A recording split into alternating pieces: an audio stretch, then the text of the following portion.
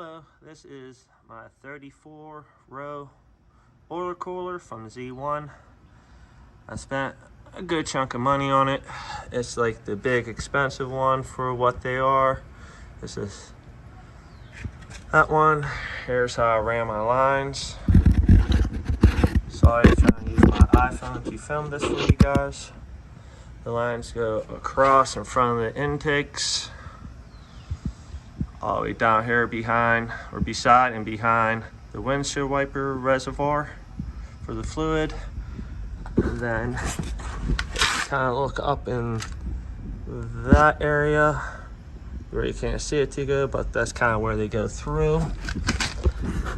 They come out right there and they go up above the frame, and then they mount right there. Ever since I've done that, my oiler has been a lot colder on the highway. It doesn't get above temperature. It actually stays kind of below where it should be, but whenever I start beating on it and hammering her, she just runs fine and stays nice and cool. Still gets a bit warm in traffic, but it's a lot better than not having one. And unfortunately, I bought a AAM oiler cooler, the R line oiler cooler, and that really didn't work too well. It ran super hot for me, and all it really is that your oiler line goes through here. It runs through your radiator hose, which is a pain in the behind to actually get mounted. And unfortunately, I still don't have it mounted to show you where it goes or how it goes, but you mount it right to this line, right in the middle at the bottom, right where that thicker piece of protection for the transmission fluid is.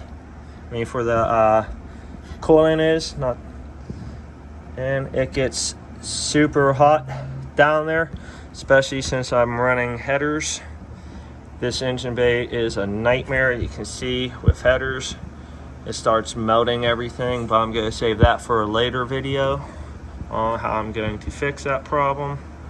But yeah, don't make the same mistake I did. Just go what was proven to work, which is the front mount oiler coolers like this, and you'll be fine.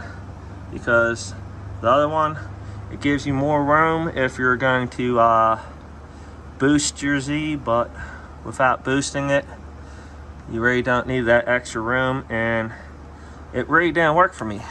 On the highway, it worked for a little bit, but once the temperatures climbed, it just climbed with these headers. I mean, I'm not sure if you ain't running headers, you'll be fine.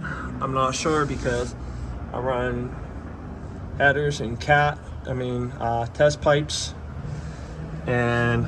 but that's the only problem with AM I actually had, was their oiler cooler really didn't suit my needs.